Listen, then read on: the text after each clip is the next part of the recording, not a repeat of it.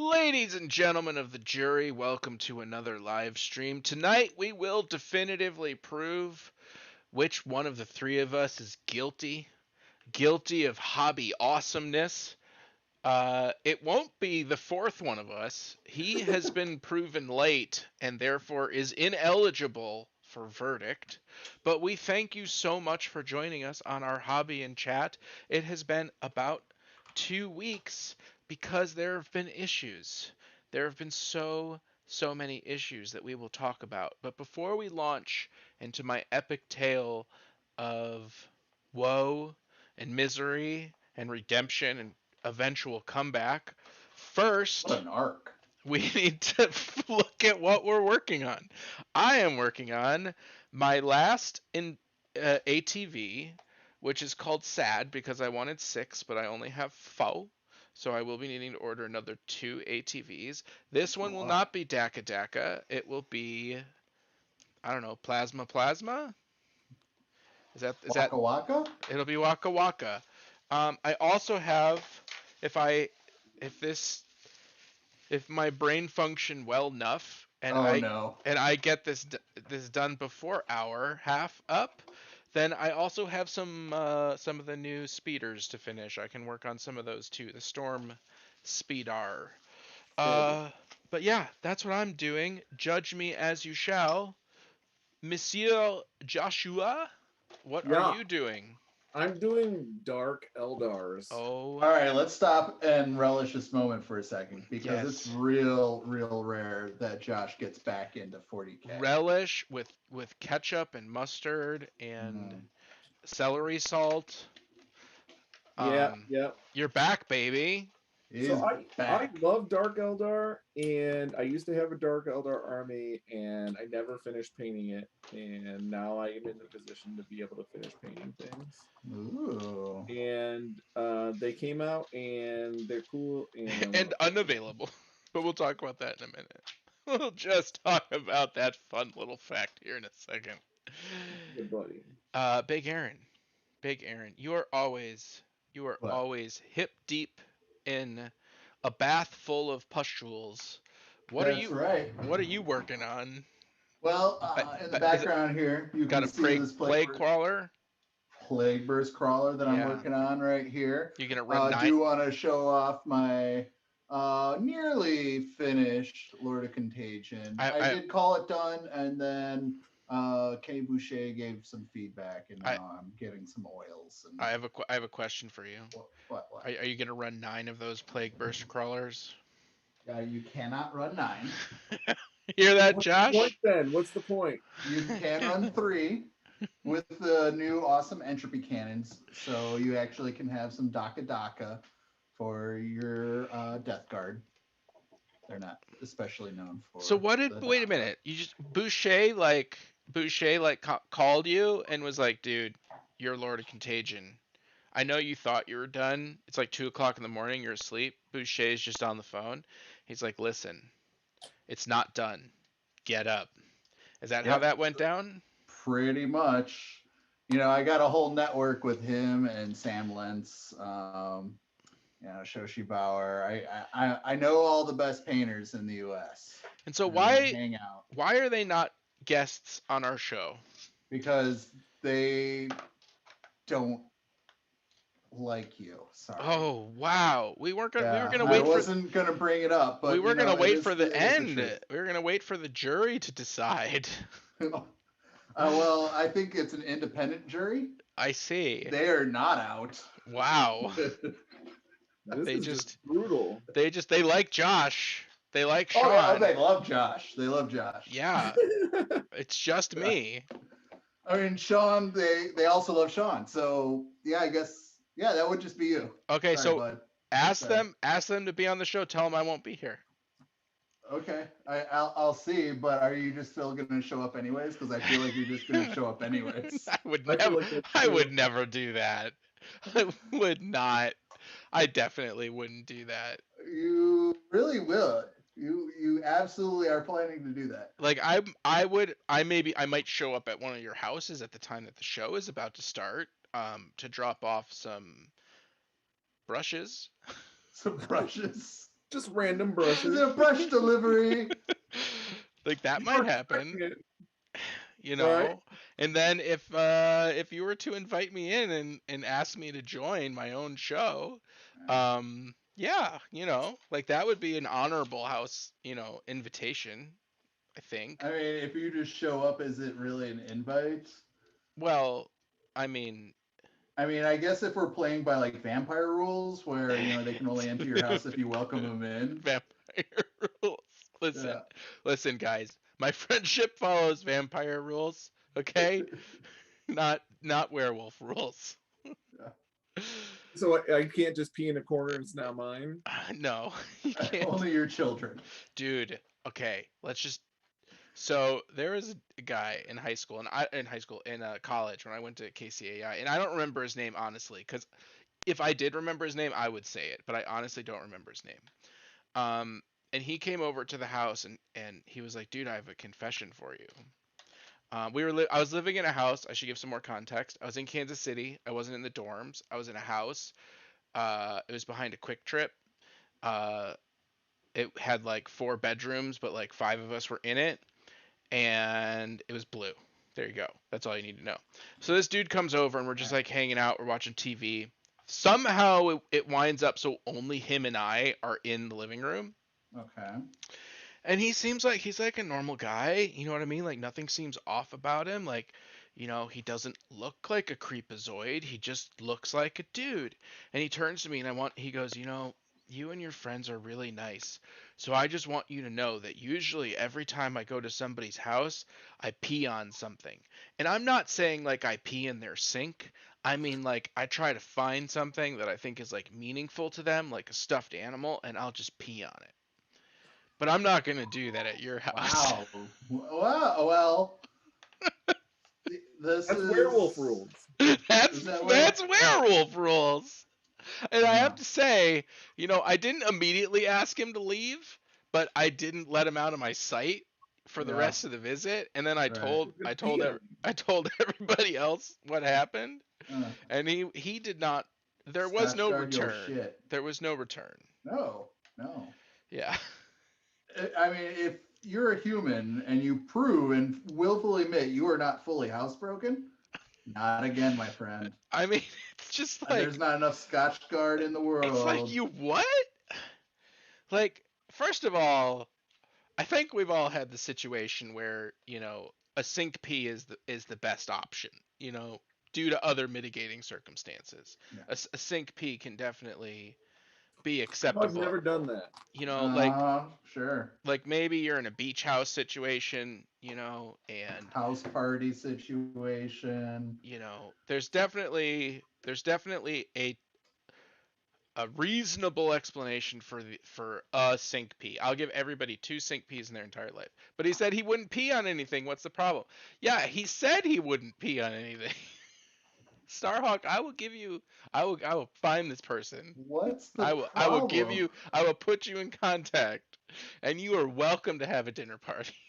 Starhawk. Anyone who like basically starts off a conversation with, I won't do this to you. You're a good guy, so I'm not gonna pee on any of your property. I'm not going to miterate upon your rug, dude. But it really tied the room together, man. Well, I mean, it's still tying things, apparently, since it was not miterated upon. Tied the room together, man. I want to know why we're talking about urine so much tonight. You started it. You did start it. I actually, no, I didn't, because you said you were going to PP post something. You started it. Wait, I didn't say PP post. Before the show, so I mean, you're going back in time now. I didn't say PP post. By rules of YouTube, you're in the past, we're now. Sean's here. I want to know what Sean Sean is here. Dude, it's unbelievable. And we're gonna get straight into it because he's doing some dark E. You know what I mean? He went down a special website that told him to go to an alley, and he picked up some dark E. And he's rolling in it. He's rolling in it hard. Who's rolling? Josh. I don't know whether to be like bad Josh or like out of all 4 of us, Josh is rolling. Yeah, he's rolling in dark E. Wow. Yeah. Aaron, Josh, you can hear me, right? Yeah. No, I can't hear you. Yeah. Okay, The whole internet can't hear you either. Because no one told me what was in Josh's square bottle that he's putting on his soldiers. I Wood, assume bro. glue. It's wood glue. Square glue. It's wood glue. Square glue. Josh assembles using 2 types of glue. I do. Extreme hold hot glue. No. That's the third glue. And wood glue. Extreme hold hot glue sounds pretty. It's a real thing. Pretty awesome. I found out about it through Adam Savage. You have to have a special. Yeah, Adam Savage. You have to have a special hot glue gun that goes up to the right temperature, and then you get the extreme hot glue. Yeah. So I don't know what it does differently, but apparently there's extreme hold hot glue.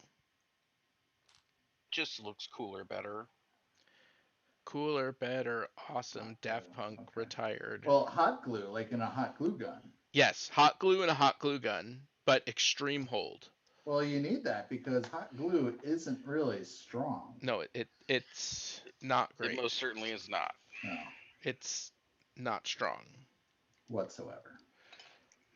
It's like it's like that dude from Mars compared to Superman. The dude from Mars. Yeah. Wow. The president of Mars? Yeah. The captain of Mars. The captain of Mars. What's his name? He can change shapes. Martian Manhunter? The Martian No, Manhunter. Seriously. You guys think I'm making shit up. The guy's name is Magic Man. He's the president of Mars. He can shapeshift and use magic. It's known. Boy. What is this from? Sean needs an Adventure Time. Oh, Adventure, dude. I've never watched. I've been waiting. Adventure Time is good. It's good. It never. Bro, they have a new show. The directors, I think I know they do, but it's still too crass. Hilda is amazing. Adam loves Hilda. Hilda is incredible. Awesome. What track are we going down? I don't know. Children's television. We are now. No, back on 40K. No, but hold on. Adventure Time is fun for adults who like gaming and adults who like Dungeons and Dragons. Adventure Time is actually entertaining. However, it's not something that we've deemed appropriate for Adam just yet. But I am very excited for when it is. But Hilda's wonderful.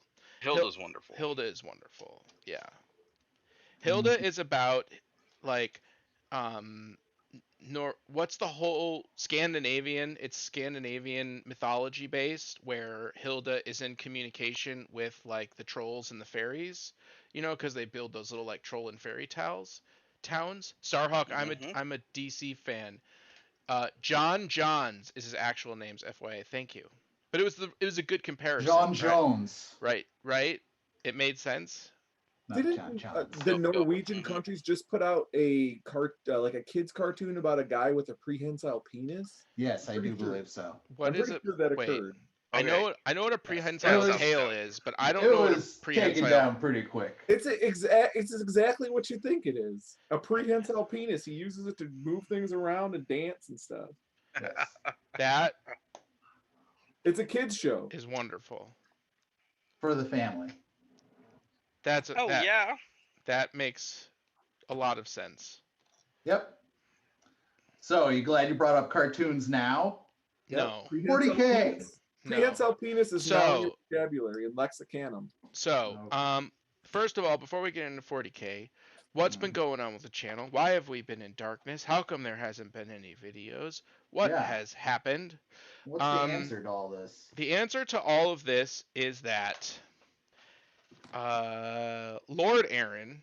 It sounds better if I start the story by calling myself Lord. Well, and it's a good way to differentiate between you and other Aaron, right? We have Lord Aaron and not Lord Aaron. I know, but I don't feel Lord Aaron and Peasant Aaron. I don't feel comfortable with Lord or Peasant. I especially don't feel comfortable with calling myself Lord. You know what I mean? Except you missed it. But because of the nature of the story and the details that are about to come forth, I'm going to refer to myself as Lord Aaron, just in general, to make myself feel better. So, acceptable. Lord Aaron does Zoom karate. What's Zoom karate? You may ask. That is when you take karate over Zoom. And I'm a white belt, and my child is a white belt. And we take classes together, and we also take classes separately. It's part of my Jedi exercise program, which consists of yoga to get in touch with the Force, karate to get in touch with punching, and Beat Saber to get in touch with lightsaber battle. And it's been going very well. I've been doing it. Well, it is a rigorous routine. That it is rigorous. It is rigorous. It's real work. Loving yoga, by the way. But anyways, it was my belt test, white to yellow. I'm ready. I got my kata down. I learned all the names of the blocks and the punches and the kicks in Japanese, as I was requested to do. I was ready to go. We were doing warm-ups. We did a little bit of the shimmy shimmy. We did a little bit of the run back and forth. And then we were going to do some jumping jacks. And it was the jumping jacks that brought this karate master down. And now you've lost belts altogether. I nicked the corner of the sofa with my right foot. Just a little nick. Just a little nick, just a brush, just a slight brush. Lost my balance, landed my jumping jack wrong, rolled my foot outward to an audible pop. Like the sound, it was like a combination of popping packaging, like the big ones, not the little ones, like a big bubble of bubble wrap and a celery stick. Right? Like cracking a celery stick. And then it hurt a lot. And this was in front of my child and the instructor and the other parents, and it was very, very embarrassing. How many new swear words did all these children learn? I did not utter any words. Wow. I called that's how much pain I was in. You know what I mean? Like, I just like sat down and I looked up after some period of time and I was like, I think I'm done for today. Really? Yeah. That was your response. That was my response. Then I went and I laid down and I called my doctor.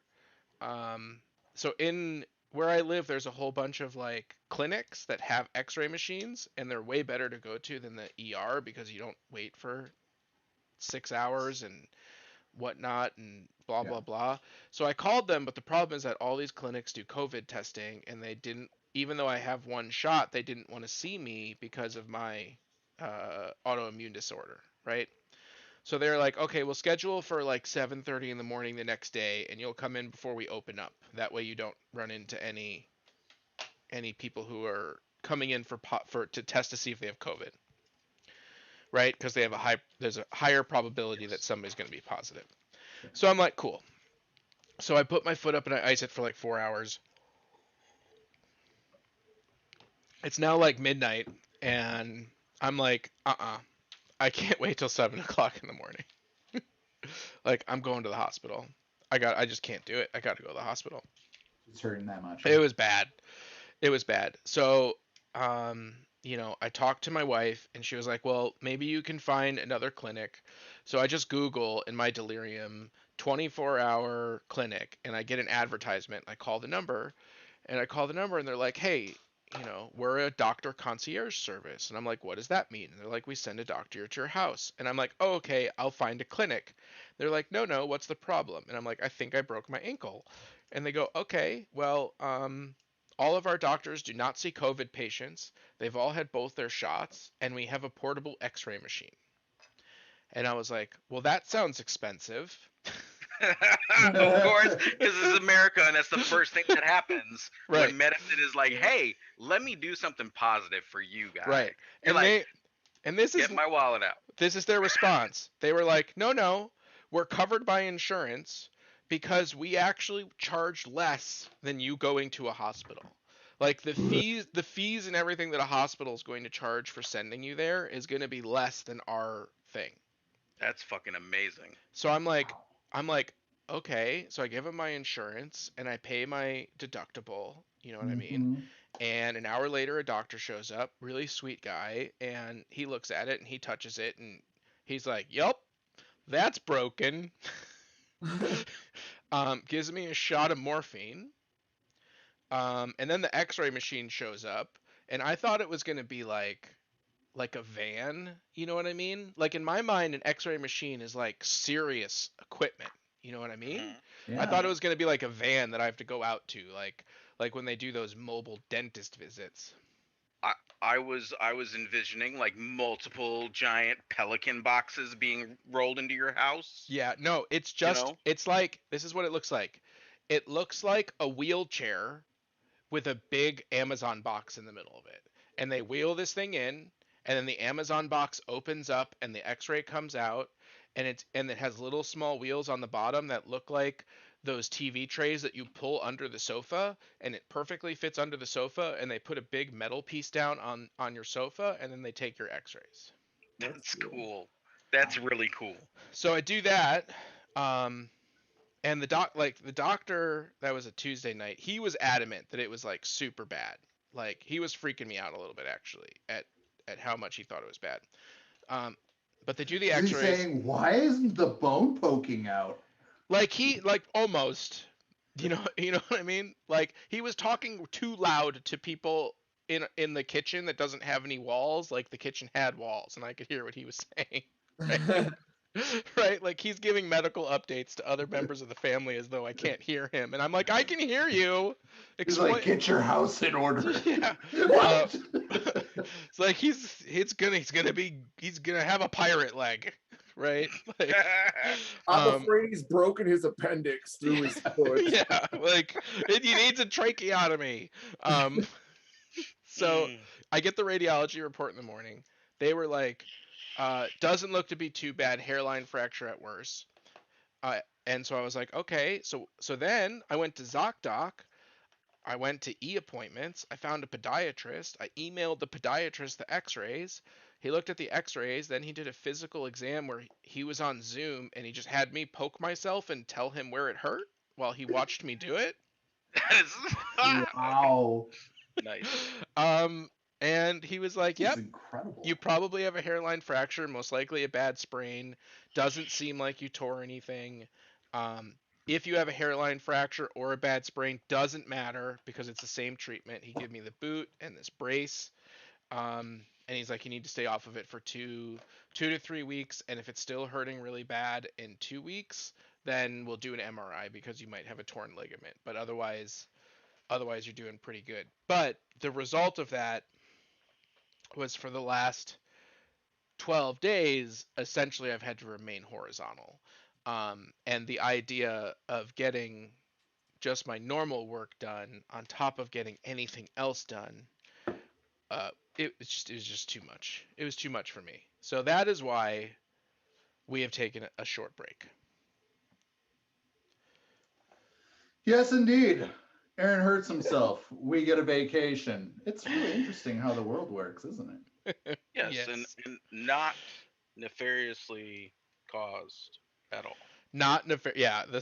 Probably not. I was not subtly pushed by a 6-year-old.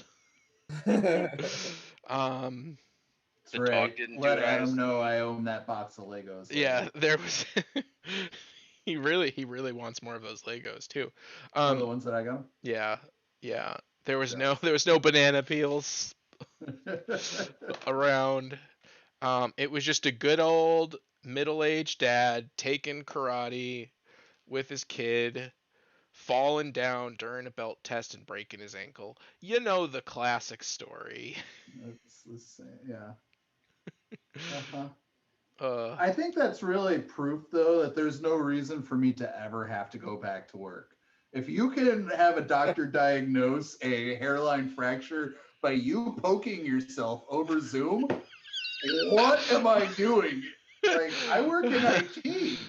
Everything I do involves me sitting in front of a computer. It's the height of medical advancement, really.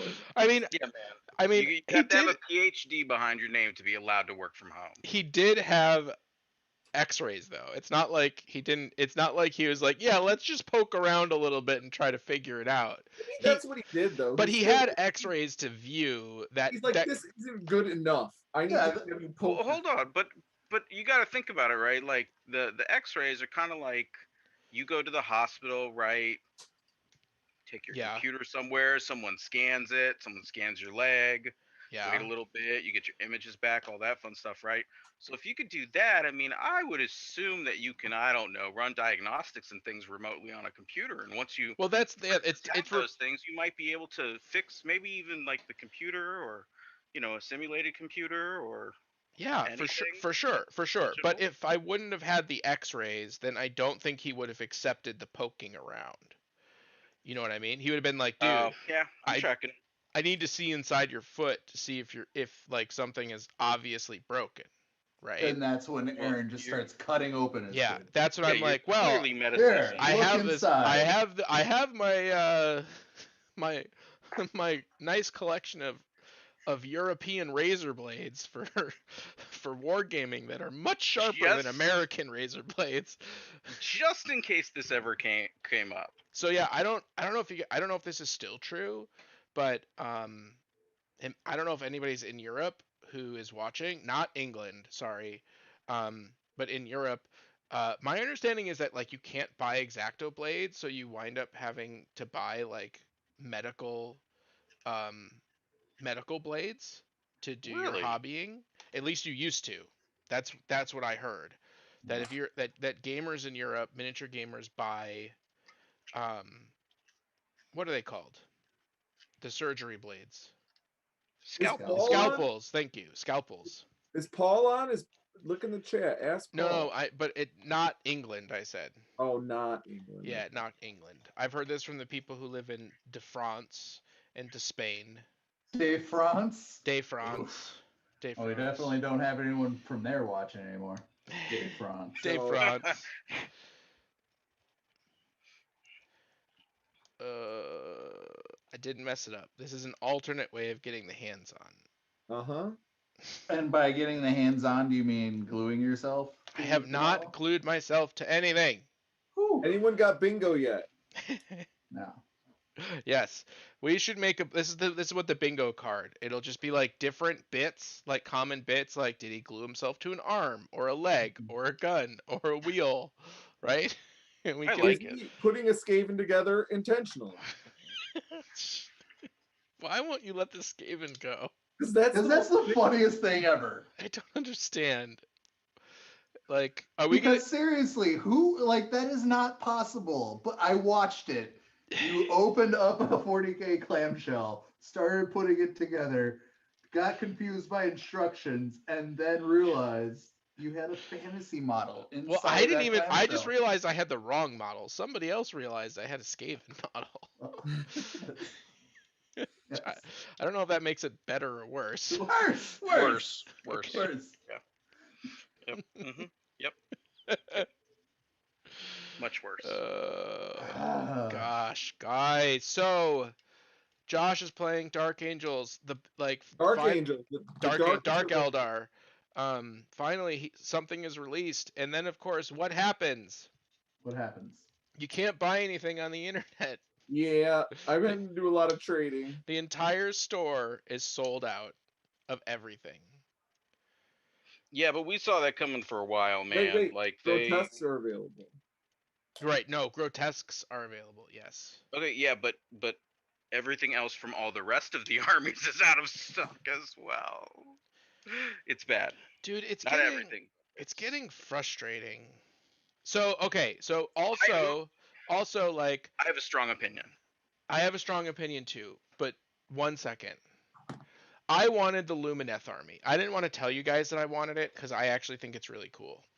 And most of you didn't seem to think that it was cool. So I didn't want to tell you that I liked it.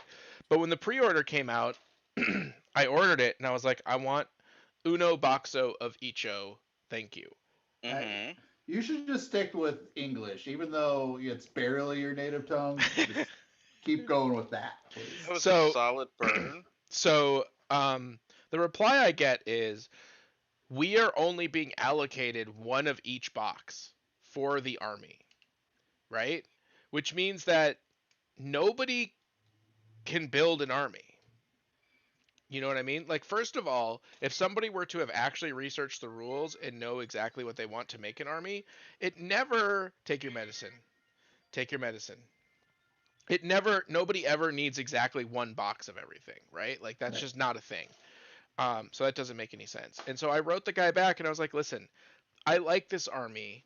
I'm not married to this army. I'm not super like have to have it.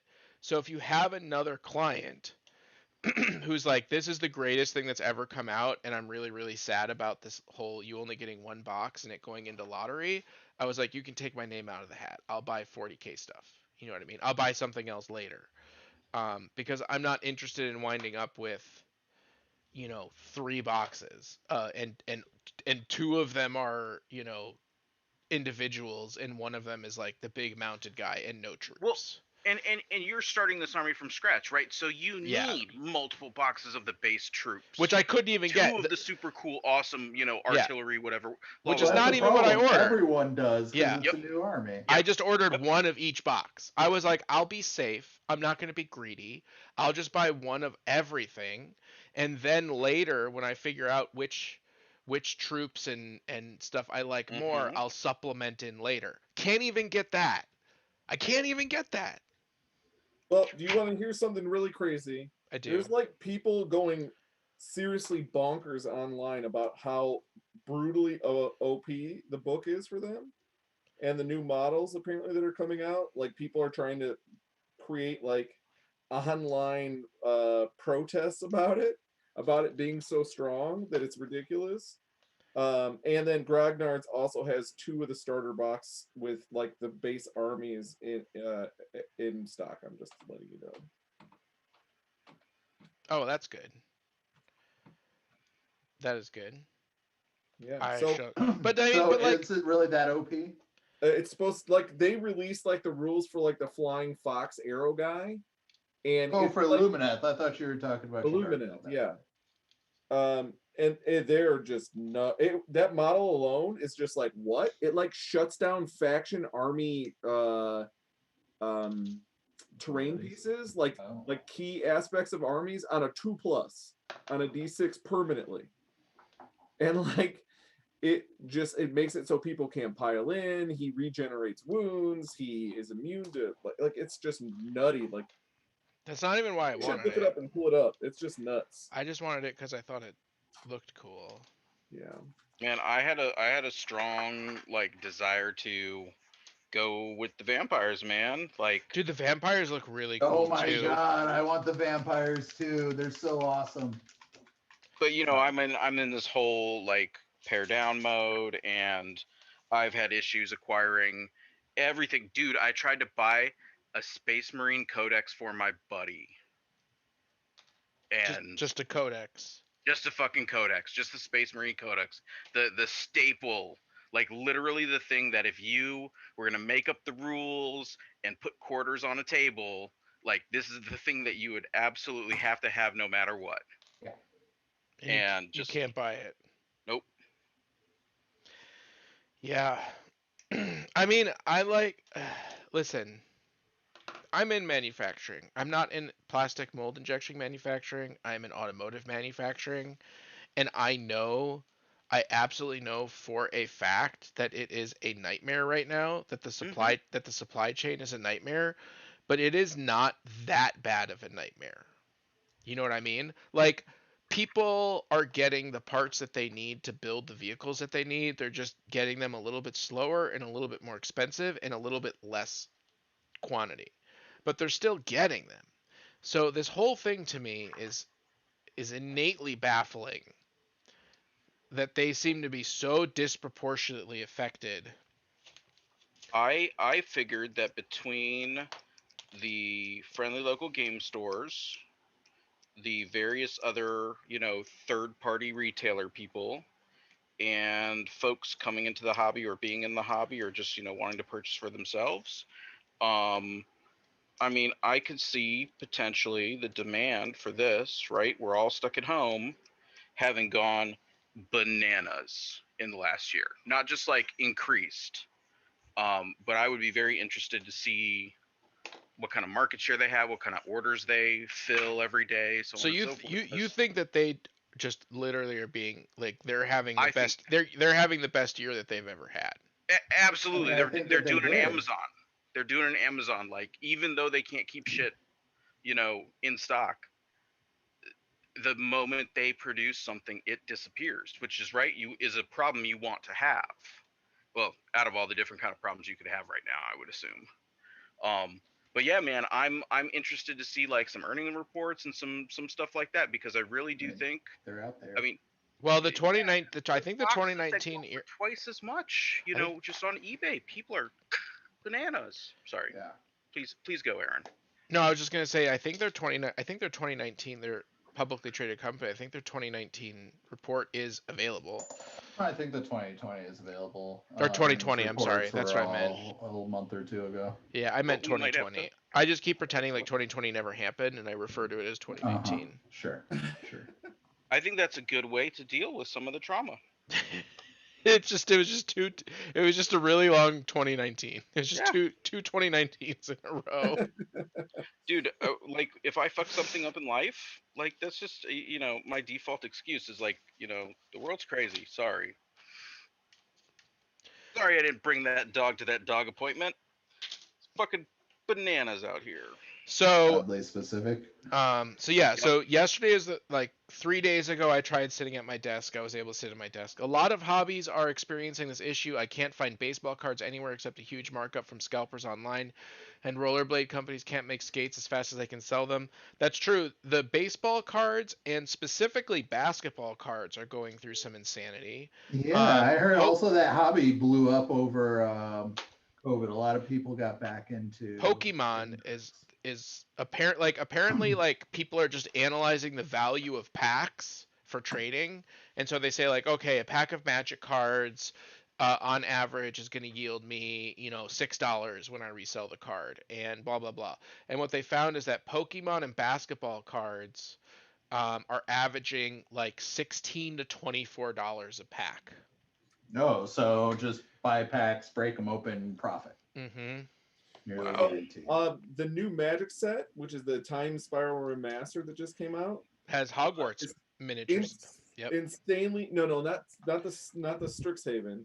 The new one is they redid Time Spiral block and released it and re-released some of it. Right, the stuff is sold out immediately, and boxes are going for double their asking price right now. Yep.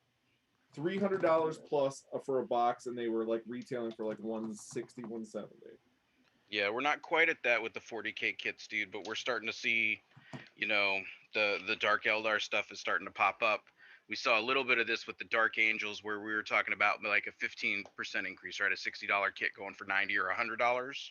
Oh, it was right off the bat with the Death Guard too. I mean, the Lord of Virulence, that guy came out and immediately was not available and started going for $80 on eBay. Do you think this is gonna last, or once people are back out in the world, they're gonna forget about their COVID hobbies? I think it's going to be a combination of them catching up and people wanting to get back out into the world and not doing indoor hobbies anymore. I think that it's going to be a long time before worldwide this shit is under control enough to even pretend that it's like the flu. B, I think that you are going to start seeing we're going to start seeing more of this type of thing across more different industries. I particularly think about specific food products, very specialized items such as microchips. Well, the microchips are totally screwing everything up right now. Huge story for a month. Right? And that could be the cause of all this shit, right? Maybe they need a microchip for a machine that they gotta physically whatever every time they reconfigure their assembly line. No. The microchip thing is because it's actual microcontrollers that go inside things. So like Milwaukee Tool, who makes like power drills and sanders. For those of you who don't know who Milwaukee is, they're like a DeWalt, or I don't know what you have in Europe. They can't get the microchips, and the car companies can't get the microchips. But those are microchips that are actually going inside of products. Gotcha. Yeah.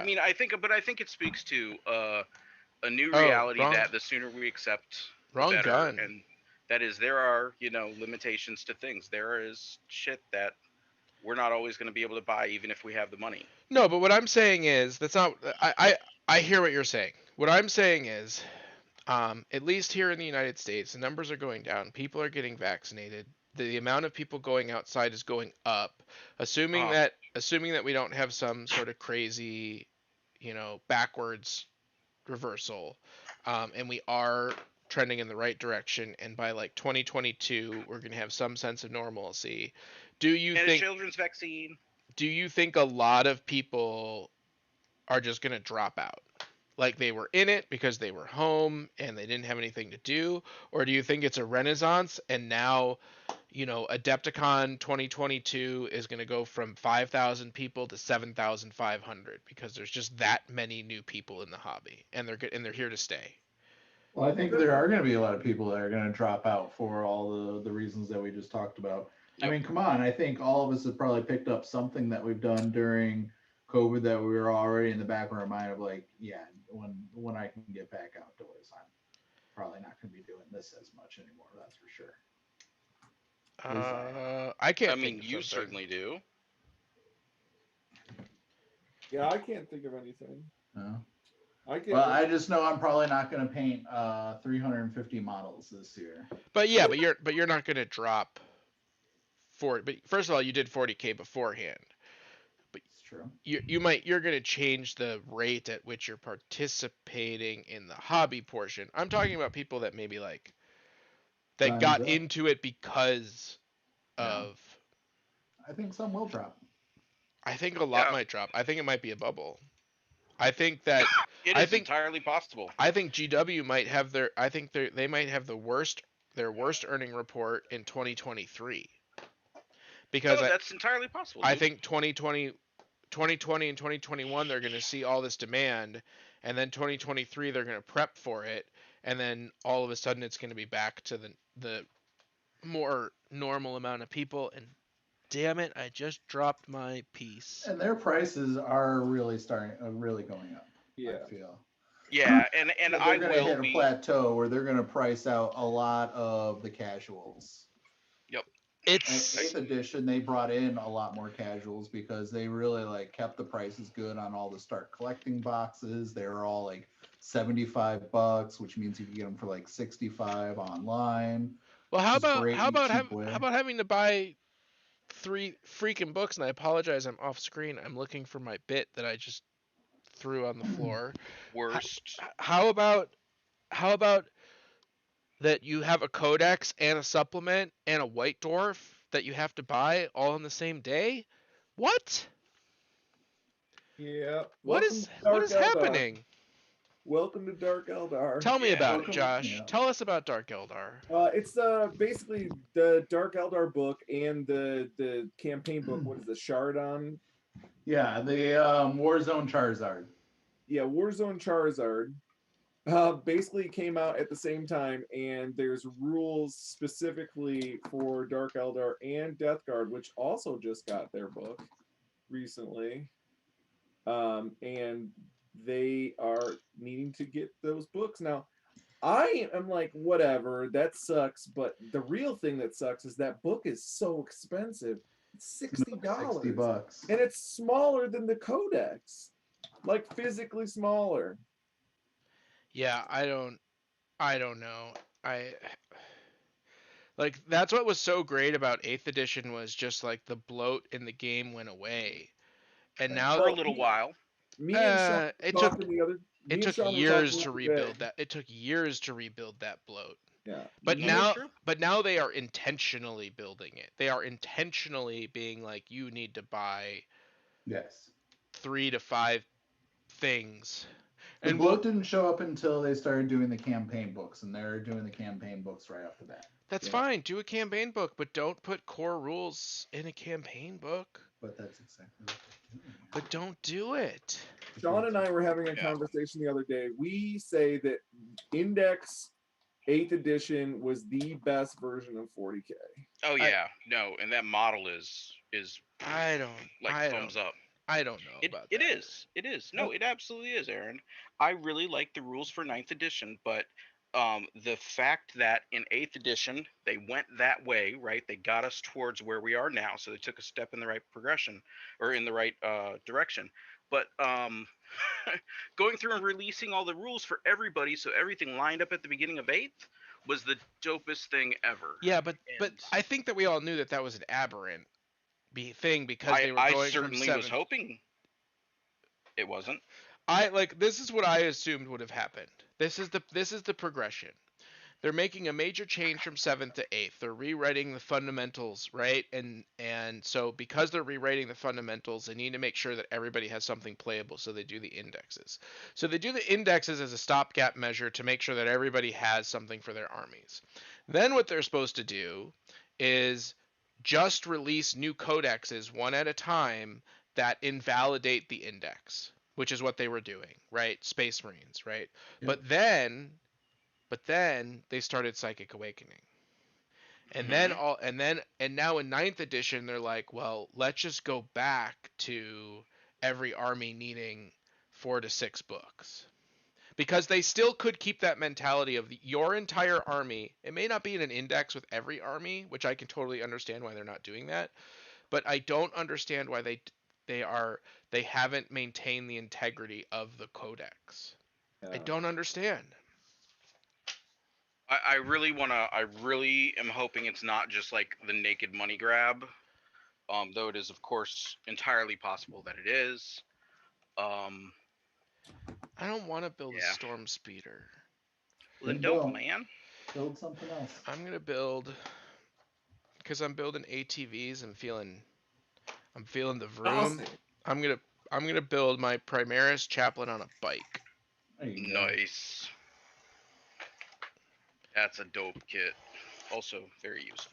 Yeah. Did I just cut open like a $6,000 box on eBay? Is this a $6,000 kit right now? Yes. So Josh is getting into Dark Eldar, and we go to the website, and you can't buy anything. I did get the Piety and Pain box, but it doesn't have the stuff that Josh wants. And my entire Dark Eldar army that I have that's gorgeously painted, it has nothing in it apparently that Josh wants. So Josh, this is not true. This is not true. That guy's an asshole, man. This is not true. You want my vehicles? I actually need all of that stuff, because after reading the book, you can't really do a good single kind of army. So it's made to be the strength is really on spreading out the types of troops. Okay, so Josh has changed his original mentality. Originally, he wanted to do all grotesques and everything that fell into that category, and his entire army was going to be grotesque with the exception of the vehicles. So he didn't want the witches, and he didn't want the warriors, he didn't want any of that other stuff. Now he realizes that he does want that. That's fine. Yes. We don't have any of the grotesques. We have all of the other 40k stuff. So my question still would be, well, why not just get the grotesques and then add it to my army, and your paint scheme wouldn't matter because they're doing grotesques and and you can add them to my army.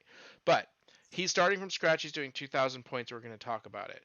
But we went online. We can't find. Oh my gosh, we got a $5 super chat. That is awesome.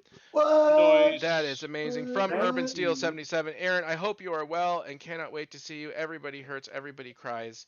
Aww. Yes. That's so nice. Especially me. But you know what? Urban Steel, you're so cool. Your $5 makes me cry for a different reason. Star Hockey, you also feel that there will be some regression. Yes. It's a portion of those who picked up. Yeah, definitely. So Josh and I had like a really serious conversation, because typically on our channel we try to respect Games Workshop. Yes. You know, we try to play WYSIWYG. We try to play models that are pretty. Not just because we feel like viewers want to see that, you know, like not just because it makes better videos. We do everything in our power to not play with ChinaCast, although we have bought fully painted knights and fully painted armies, and it's quite possible that we have been duped and have been sold ChinaCast, but we don't intentionally buy ChinaCast or FakeCast models. And sort of not necessarily stayed out of the 3D printing because we have lots of 3D printed terrain, but we haven't just flat out been like, here's a Space Marine army. It's all it's all 3D printed, and technically none of them are Space Marines. You know what I mean? They're all galactic star heroes, right?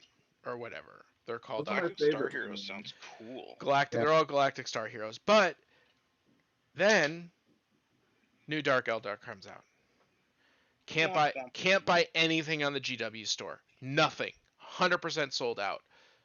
Can't buy anything from our distributor. Doesn't have anything. Josh goes to the local game store, is able to find a couple models, right? Able to find some stuff. Grognard's has two models for Dark Eldar in the entire range right now.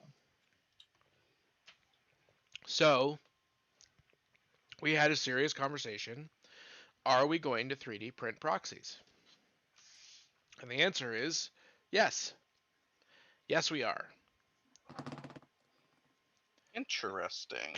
I mean, if you can't get the model and you want to be able to play with it, do you just not play with the thing, or do you get the thing that you want to play with? And I mean, go on, Sean. I was just gonna say, like in normal times, right? You just suck it up and you fucking deal with it, and you might not get to use the storm surge for right. But this is nothing is available. Oh, I literally absolutely. I can literally That's all go I'm calling out. I'm gonna go to the Games Workshop store right now. Oh, you don't need to prove it to me, Aaron. Well, I'm gonna prove it to our viewers because they're not all US. They're not all in the US. Well, right. So Xenos, Drukhai, dumbest rule ever. Dumbest name ever. All right, so I'm going to fade it. All right, so everything looks fine, right? The data cards are in. The dice are in. Drazar is in. This Razor Wing fighter is in. Oh, guess what's not in stock anymore? The grotesque. They're gone. Page 1. Oh, all of page 2 out of stock. All of page 3 out of stock. All of page 4 of 4 out of stock. Nothing. You can't buy anything. You literally cannot buy anything. Yeah, so that gets us into a different situation and a different conversation that we've ever had before, right? Never. I've never seen this before. Exactly. So like there has to be some, and this even goes back to GW's, hey, you're only allowed to play with our models in our stores. No proxying, all that fun stuff. Like, that's what's going to get people torpedoed, right? That person who joined the hobby, has been playing and painting a little bit for a year, and then the new hotness comes out over the next year, and you can't get any of it, and that's what they wanted, and now it's over.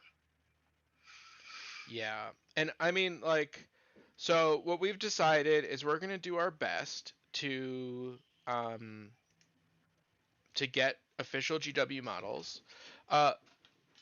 There's somebody bouncing a ball. I hope it's a child. Otherwise, I have to go investigate.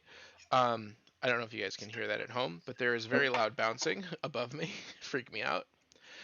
It's a ghost. It's a ghost. So we're going to do our best to make sure that we get as much appropriate GW stuff as we can. Where we can't, we're going to fill it in. And that's just going to be that. Yep. How does everyone else feel about that? Anyone in chat have strong opinions there? I think, like, honestly, if you can't get the model, so, all right, what if it's a Games Workshop model that they don't even produce anymore, and you want it for maybe just for hobby purposes? Do you think, like, yeah, sure. Example, they don't make it anymore. You can't even really play it in the game anymore. It's Legends, but you want it for your collection. You can't find it from anyone legit. You can't find the legit model. Is it cool to get a recast of that model? Dun dun dun. In the past, I would say. Real fast. Yeah. The official CGN standpoint is no. It's not fucking cool. Yeah. Period. Well, always, yeah. We always want to use the real stuff and credit the artist. Absolutely. But like we said earlier, we're in crazy times, man. But the other thing is I'm also reevaluating what it means to sell a rule book versus selling the models. You know what I mean? The fact that there is a new Starhawk doesn't have release any and there is problem with nothing it. available on the website is inexcusable. It it's it's crazy. Um, so if you have the right to buy the rule book and the rule is separate, it's not like you buy the rule book and the rule book gives you half of the information and then the other half of the information is unlocked when you buy the box, right? Mm-hmm.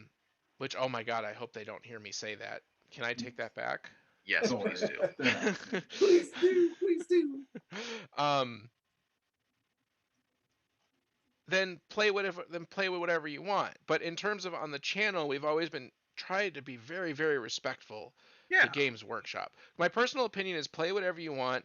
Make sure that people aren't confused. My whole thing is I don't like playing games when I don't know what's on the board and they're like, this guy has a plasma pistol, but he's holding a rat. You know what I mean? And Yep. like, Common problem. especially when you're not Right. aware whether or not you're building Skaven. Um, Skaven. Skaven. Scavin. Where's the Scavin? It's Scavin, come home. It's Skaven in Chicago, okay? Scavin. It's I love it. Skaven. But this, like, we can't even buy anything. I own ChinaCast Yeah. and personally 3D print models, but me and my friends try to limit ourselves to models that we cannot obtain from GW. Our models that have become ridiculously overexpensive. Yeah, it's a bad situation.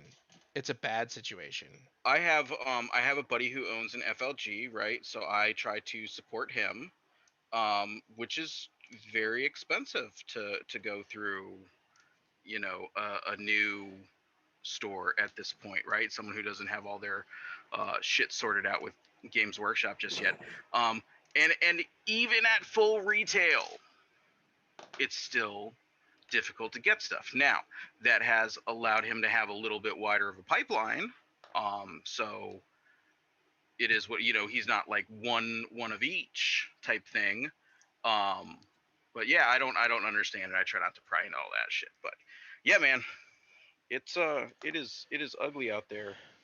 I want to And know what GW is planning on doing about it in the future, because like legitimately, this isn't a problem that's going away. Nope. This is a problem that's going to get bigger and bigger. And how does GW remain relevant when people can just go and push a button at home? Well, I think they're problem pretty. is They're pretty. Yeah. They have to either catch up and be able to meet demand, or exactly people are going to start printing, because I don't know if y'all have been looking at 3D printer prices, Aaron. I know you stay on top of it, but we were just talking about that Igloo, Saturn, I think it's called. My Formlabs one, which is was a laser resin 3D printer, was $5,600. It was one. It was how long ago was that? I bought it 6 or 7 years ago. It was it was the first at-home laser resin printer that you could buy. It was developed by MIT graduates who invented the process of laser resin printing, who then left and created a side company and then got sued over the patent and lost. Okay. They're the people who actually invented it, and it was a $5,000 piece of equipment. And now today you can probably get something that is just as good quality. Then this is gorgeous. This is off my laser. It's gorgeous. Off of the new one, or off of? No, off of mine. I've been using the same one. Okay, well, no one's gonna. Now you can buy some that are very cheap. $300. Only a couple. Yeah, $300. That'll probably do just as good as the quality of that, if not better. And now there's all sorts of places where you can get STL files with their supports and everything. You pay like $20, pop it in, use your printer for like $300-400 investment into that. Boom, you're starting to print entire minis. You get one jug of resin for like around $100 or so, depending on quality and type and yada yada. And you got yourself an army in like a couple weeks of printing. Whereas right now we're waiting for a single model to fulfillment that can take months. And I'm not gonna say that like, GW has retained incredible artistic talent. They're obviously able to cast models that you still can't 3D print, particularly like that fox and all those little spindly bits and whatnot. And they are gorgeous, but it's not enough. Yeah.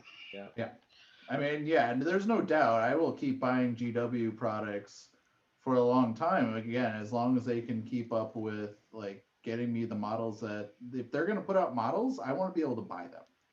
Yep. Yeah.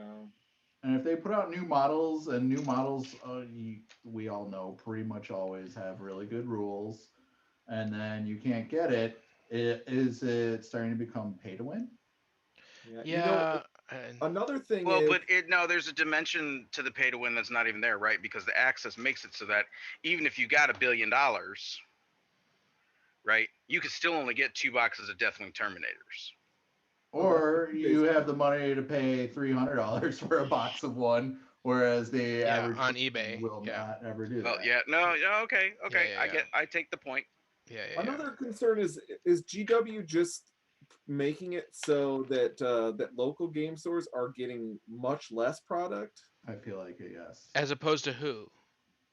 Local game stores. No. Local game stores are getting less product, and who's getting more product? They are, so they can sell it at full MSRP rather than giving it to... But their web store is sold out. But they also have other things than just the web store. Right, so you think that if we go to a GW brick and mortar store, they're going to have it everything's in stock. I think that's a good question that we should ask the viewers and stuff like that. Who has been to a GW store lately, and what did the shelves look like? I went yesterday. Yeah, and what did the shelves look like, viewer? The shelves were pretty full. The problem, the thing that they didn't have was the lines that have now gone direct order, which is most of the Dark Eldar line. Really? Well, yeah, I noticed they're doing a lot more stuff that's web store or direct order only too. Yeah. Feels like a lot of stuff that you used to be able to find at your friendly local game store, online distributor. So, for instance, they had Incumbi at the GW store, which I had not seen anywhere else. They had multiple boxes of the combat, whatever the Combat Patrols, my favorite box. And then they had like tons of the codexes and dice and cards. And then they had a few boxes of the Dark Eldar, but like I said, they didn't keep it on the shelf. Like there's not even spaces for the Dark Eldar because they're direct only. So it's hard to equate. But at the GW store, when they're out of something, they got this box that's an empty box that has like the Warhammer symbol on it, and that's how you know something's out of stock. And there were very few of those. Interesting. I mean, the problem is that I don't want to go to a Games Workshop only store. I'm not only interested in Games Workshop stuff. Yeah. Let's see. Urban Steel. Easy access. Why have the models become more and more expensive? It was not a gradual rate either. All caps, why was the new Kill Team box $160? The price for basic infantry is insane. Shelves for Marines, Orc, Necrons, and Dark Eldar were gone. He says his GW store, they were all gone. Oh, wow. Well, the first guy who asked about the prices and all that good stuff in the basic infantry, I think he brings up a very valid point, right? So basic, well-assembled infantry is going to be like $5 a head. That's going to be for something like your Primaris type stuff. Your Terminators, you can get up to anywhere like $10 a head. They generally reflect the MSRP for an individual infantry person. We can also very clearly state that the last few like core infantry set releases, such as the Tau Fire Warriors, or I guess they're strike teams now, the Primaris Intercessors, Oh god, the heavy intercessor sprues are amazing. So they really are giving us more, right? You're getting a whole bunch of extra pieces. If you look at like an intercessor box versus the old tactical squad, even the tactical squad box that was released right before it, well, 3 years before it or 5 years or whatever it was, the most recent one, the amount of options, the amount of extra little pieces, the amount of actual super cool plastic that you can use to build your models has increased dramatically. The quality of that has also increased.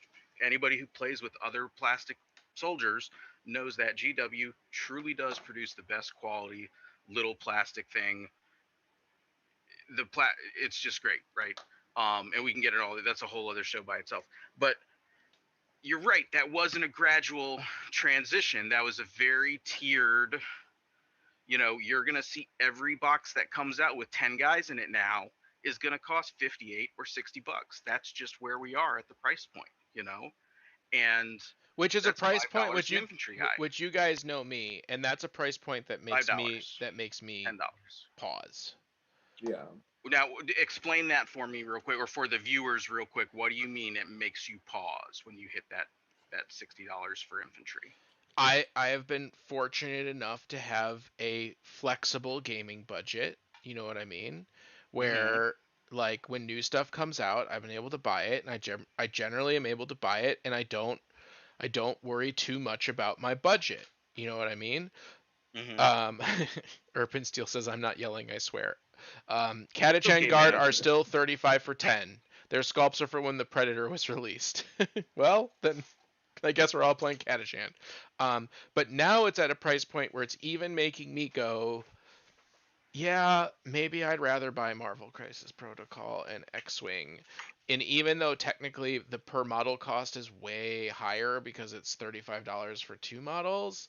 Yeah, what's the cost to play the game? What's the cost to play the game? And it's not good when you have somebody like me who's been playing this game since he was 12, who's been buying models for 30 years, who hasn't batted an eye at like when a new army comes out, buying the army that you need, all of a sudden going, uh-oh, I don't know if I want to buy my basic troops. Or, hey, I just want to buy one box of each. Like the Lumineth, normally I would not buy one box of each, but I looked at the prices and I was like, I'll just buy one box of each, and that'll be enough to get this. You know what I mean? I'll have a cool little Lumineth army. I didn't even know how good the rules were. That was not part of my equation.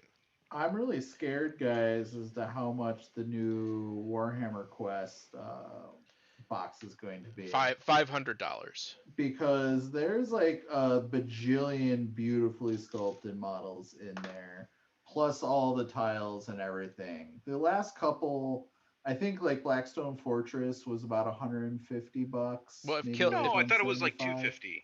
I thought it was up there. I don't think so. I could be wrong. I didn't buy it, but I really thought it was. I don't think it was too. I don't think it was $250. I don't think it was the other Warhammer Quest, because I have them all, and I have literally everything for Blackstone Fortress. Well, I've been wrong before, so you know. So the Warhammer Quest before it were like about 125 to 150. The old Silver Tower and Shadows over Hammerhall. Those were not that expensive. And those came with a good chunk of models as well. But yeah, after the Pariah Nexus box and how expensive that was for how few models that you got, and the new Kill Team box. That's the Pariah Nexus box. Oh, I'm sorry. Okay, I didn't know that. Yeah, that was disappointing. It seems like all the new, like the Shadow and Pain box and whatever the new Sisters and blah, Dark Eldar, they're all starting to get up there, and I'm worried it's going to be north of that box. That box, $200. Piety and Pain is $170. It was $170. If you can get it now for under $250, you're lucky. Yep.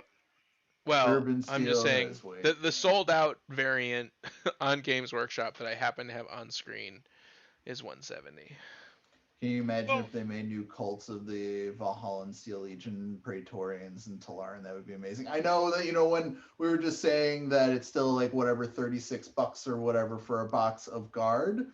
Everyone kit bashes them now, though. So you're going to all these third-party sites and getting all these like heads and all these backpacks, and suddenly one guard dude is costing you $8. Yeah, and but then you realized, at least why did that's I but at commit least to that's 100? but at least that's your own doing, right? True. That's your choice to do that. It's your That is choice. true. Yeah, it's your choice. If you kit bash and add on to your box of Space Marines, you know what I mean. You're doubling your Sure. cost. All right, fair enough. So that's linear. But I guarantee when the new Catachan come out, they're gonna be sold out, and you're not gonna get 35 in a box. Oh my God! Can you imagine, like, when people are like, "Well, time to get 100. Let's see. I'm gonna need 5 boxes. I can find $600 later. precisely. Yeah, it's gonna cost. Yeah, exactly $600, but I can only find not even one box. Yeah. So Okay. hey guys, so let's pull a GameStop and start buying Catachan. No, because people are going to want the new models. The old ones are going to be flooded, just like when the Necron Warriors came out. You could get the old ones for like 50 cents a pop. Dude, the old Dark Eldar, I saw a box for $170. Yep. New in box old Dark Eldar, $170. So here's what you do if you want to get ahead on this. Figure out what the Codex lineup is, and then just go out and start buying the most core things that people need for that, and sit on it until the Codex comes out, and then profit. And then underpants. Whatever's bad right now, buy it for anything that doesn't have a Codex. And then when the new Codex comes out and they become the hotness, profit. Yeah, so, it does seem like they are taking whatever was bad in the last Codex and making it good now. So we got just under 20 minutes left. We didn't talk about Dark Eldar. And I want to pass it over to Josh to talk about Dark Eldar, and I want to pass it over to Josh to talk about our slow grow hobby stuff that's coming up. Look what's appeared while you've been chatting. Dun, dun, dun. I can't see you. Hold on. A hole. Is it your face? No, look no. at it. Some boats. Oh, it's a boat. Boats. Double boat. Double boat. Yeah, so Dark Eldar came out, really interested in it. Weird codex. Everything's basically playable, which is super weird for me. I don't know. I like that you just. First of all, I like that you just fart sound. I like that things are all good. Farted for things are all good, and then immediately threw it back to us for comment. You said you wanted to talk. No, just listen. Have you ever had a codex that you're like, everything is playable in this codex? Yes, because I don't understand how to determine what's playable and what's not playable. And you also play Space Marines, so yeah. That's true. Okay. I mean, there's stinkers in Space Marines too. Come on. Yeah, but I wouldn't be able to identify how or why. Fair enough. What about the other people who are more qualified? I am the least qualified here. I have had the fewest games. I have. I was seeing what everybody else was going to say. That has never happened except for when I was playing other games. Okay. It is to me all fun. The time. It happens all the time that you have a codex full of shit that's usable. Correct. No, that's not usable. That is not usable. Like constantly. Yeah, that's what I'm saying. GW has never done that for me before. I've only ever seen it in other games. Yeah. Okay. Well, this codex is truly playable throughout, which I think is the best thing about it, because I will never be able to be like bored with the army. I don't think, because there's so many. You could do foot. You could do vehicle. You could do MSU. You could do 10-man groups. You can do all the witch cult. You could do all Cabalet. You could do all Grots. You could do a combo of both. You could do all three. Oh, Grots. Wait a second. Yeah, dude. What the fuck are you talking about? Are you high? Grotesque. Did you get that Dark E? I did get the Dark E. It's just bizarre to me that I think that you could really do a good job with everything. Everything is really usable, interesting, has a cool battle roll. There are some that overlap. But not like a crazy amount. Like witches can just blenderize units in melee now. They can get up to strength 5 with like 3 attacks each, AP 1, and then if you make them blood brides, they could get on 6s they get AP -3 on like 50 something attacks or something ridiculous like that. Hitting on 2s with power from pain. I mean, They just go and delete units. And other units do the same thing. You could get your incubi that are going to be able to just kill stuff, whether you take 10 or 5 man.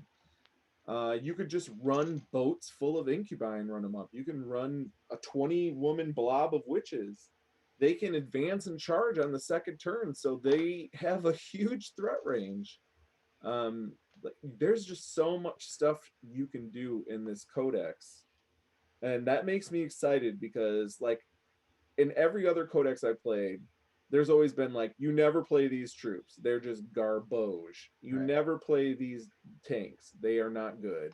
You never take this weapon option because it is garbage.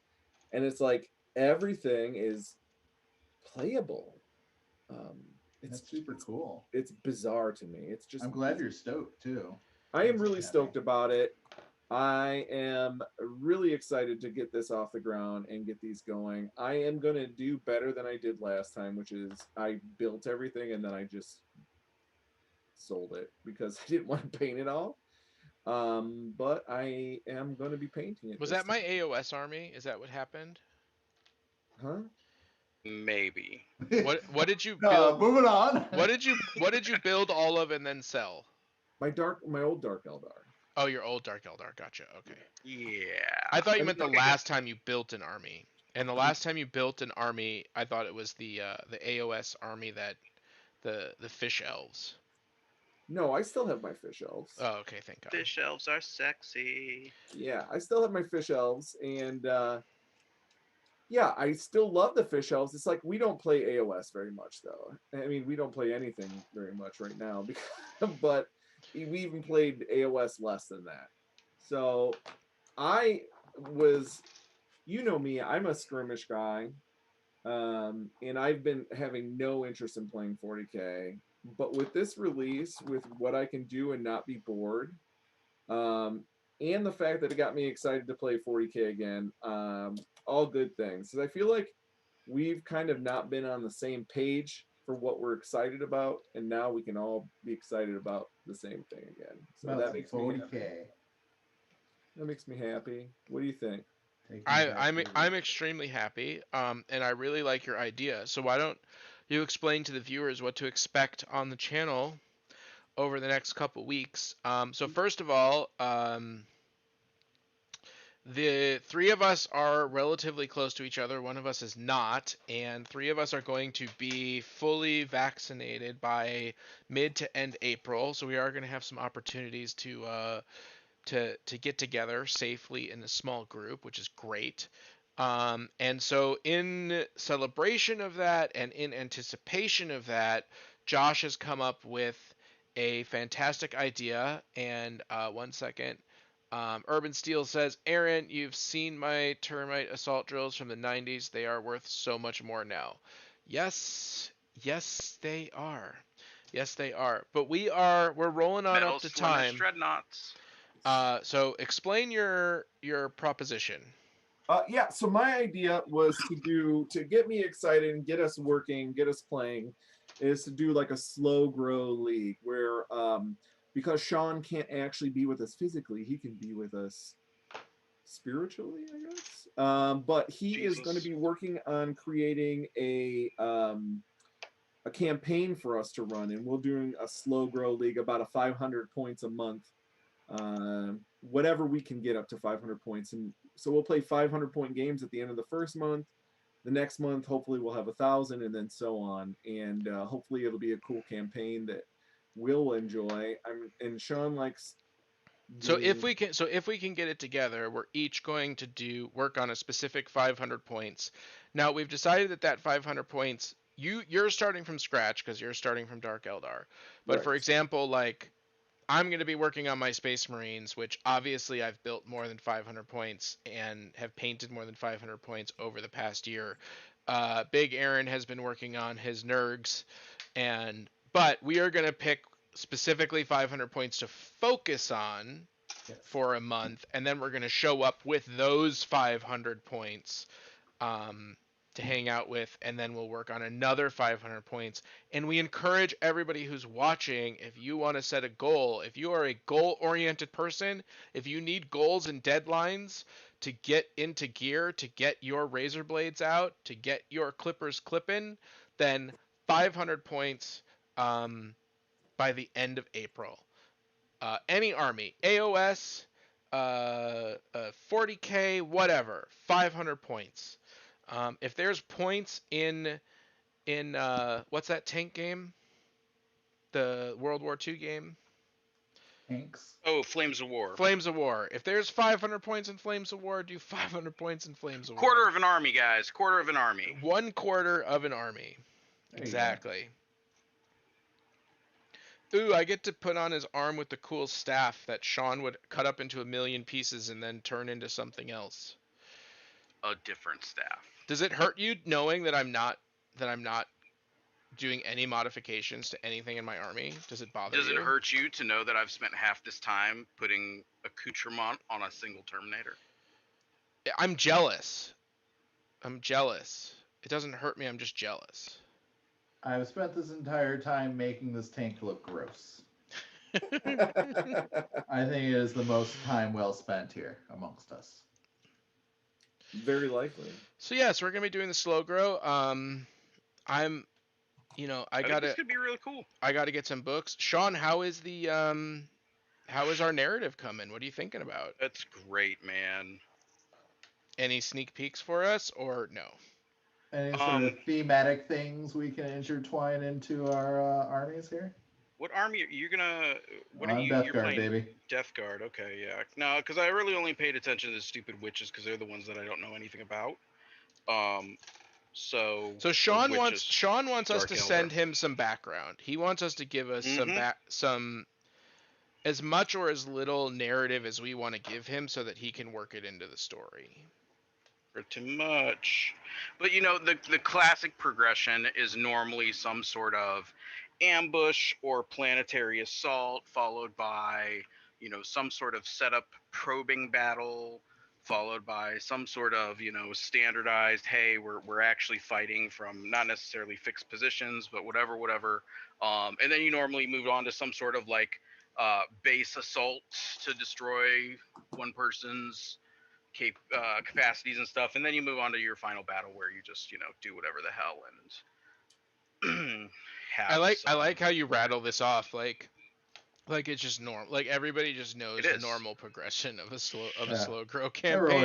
Everybody knows not only the normal progression of a slow grow campaign, but also how you colonize a planet when you are an interstellar species hell bent on galactic domination. Like this is just the standard way. We all know. You start out with an expedition force. They usually die, but they pinpoint a key asset. But you're right. You then drop assault onto that key asset in order to take it away from them. You establish a secret base of operations clouded in some sort of either magic or technomancy that prevents the enemy from figuring out what you're doing. Technomancy. They come in for a sort of a scouting thing. You wipe them out, and then before you know it, it's just full on planetary assault with 2,000 points of miniatures on either side of the board, fighting for the right to own this backwater planet and the outer rim.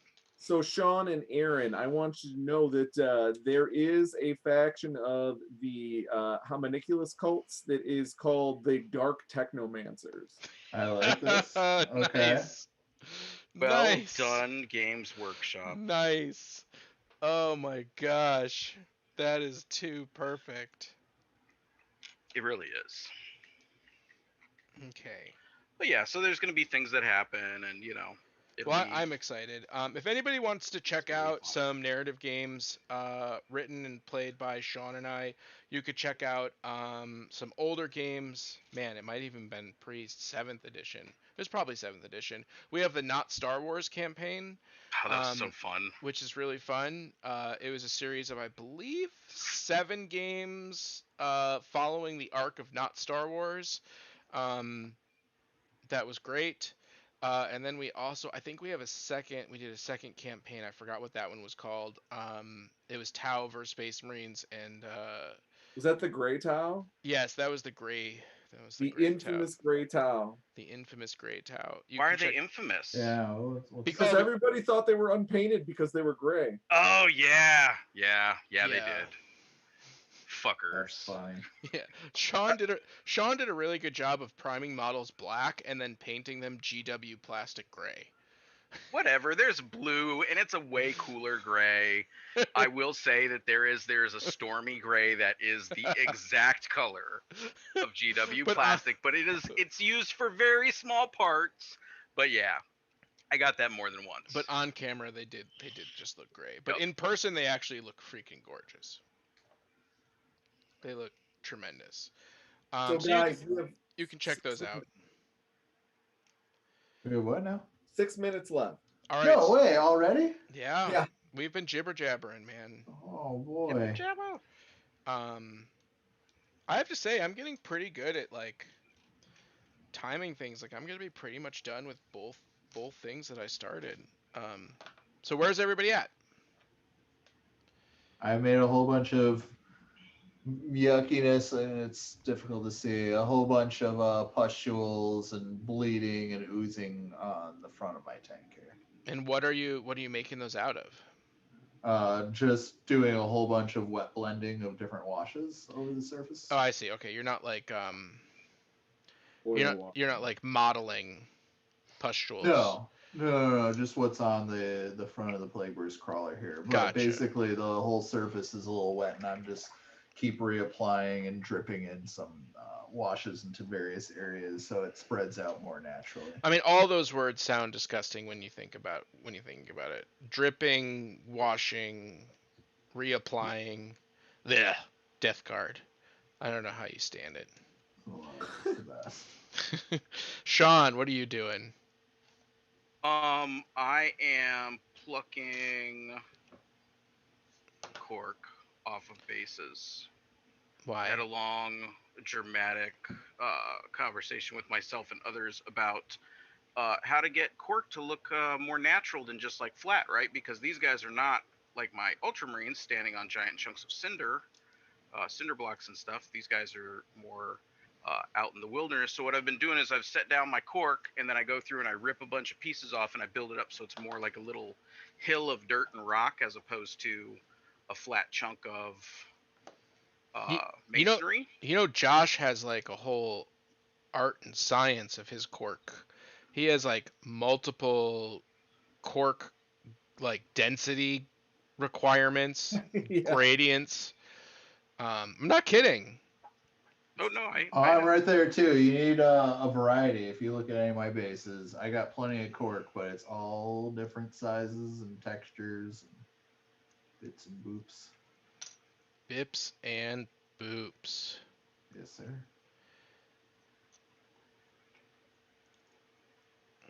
All right, my check-in. Yeah. What did you do? I built 10 Cabalites and then did the hulls for a Raider and a Ravager. Sounds like a lot. Yep, you buddy. I'm doing one. I did one ATV and I put the Melta-Gun on it because the second set of 3 ATVs are Melta and the first set is Daka. But I only have 4 to start with.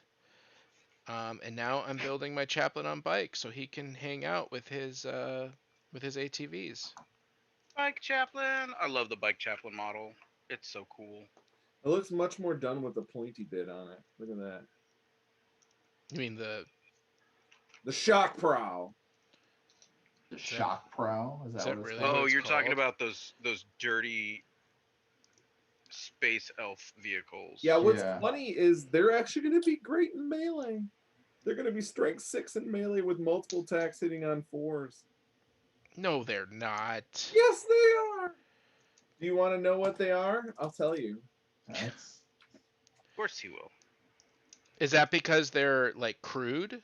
Yeah, they're weapon skill 4, strength 6, but you can make them strength 7 actually, with 3 attacks, and they have a 4-up, 6-up invulnerable, and so they can make the charge first, and then everything else follows in. I got to show one more thing before we're done for today. Look at this. Well, I haven't showed my stuff yet either. Look at this real quick. Okay. Oh, it's red. This is the Dark Eldar Raven. It's dark. No, that's Darkwing Duck's car. Right? It looks like it. But this was wallowing in its existence at Grognard's, and it was $10. Nice. It's busted up. I got to fix it. Aaron, do your check-in. I thought you said you didn't do it. I haven't done my check-in. Let's see. We got 45 seconds left. Once again, I built this ATV, and I built this chaplain. I have 1, 2, 3 things left to glue together, and I will be done. So almost a perfect hour and a half project, which is fantastic.